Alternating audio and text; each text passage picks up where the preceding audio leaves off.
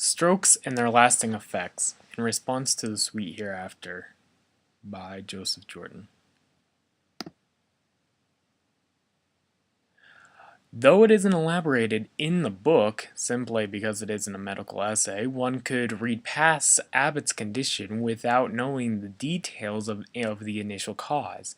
Sadly, Abbott's predicaments are in fact a plausible consequence to suffering a stroke. Essentially, a stroke is when blood, for varying reasons, is blocked to the brain, resulting in oxygen and nutrient deficiency in brain cells, killing them. A stroke can either be caused by hemorrhage or narrowing or blocking of the main arteries, such as the jugular.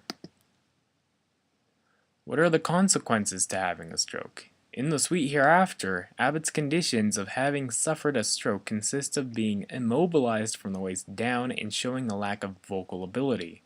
Theoretically, the reality to this would be that the area of Abbott's brain damaged was responsible for controlling leg movement and partially for vocalization. One could argue that Abbott was actually lucky. Strokes are the fourth leading cause of death in the United States, resulting in 800,000 fatalities a year. Of all strokes, officials have generalized the causes and specific effects to attributing to three major types of strokes. Ischemic.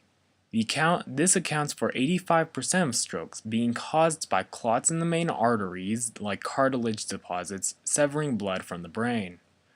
Hemorrhagic.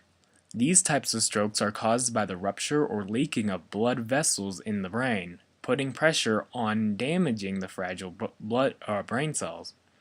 Potential ruptures or leakage are usually caused by trauma, hypertension, and aneurysms. Transient ischemic. While these are essentially caused by the same things as ischemic strokes, these are actually only temporary blockages. However, they can be just as deadly and should be considered as a warning sign for future strokes. Although strokes become very sudden, there are known causes that can be reduced in magnitude by the individual to prevent a stroke. The causes include use of non-prescribed drugs, eating notably unhealthy regular sloth behavior, ignorance of pre-afflicted medical issues, diabetes, blood pressure, etc., ignorance of weight, regular unhealthy alcohol consumption, smoking, ignorance or obstructive sleep apnea. Through effort against these causes, one better ensures safety from a stroke. In The Sweet Hereafter, Abbott shows that he is actually able to communicate with Dolores despite his conditions. In reality, many survivors of stroke actually must undergo similar communication changes as well as changes in other fields of their life through rehabilitation. Rehabilitation most notably works through speech therapy, physical therapy, occupational therapy, mental therapy, and receiving care from loved ones.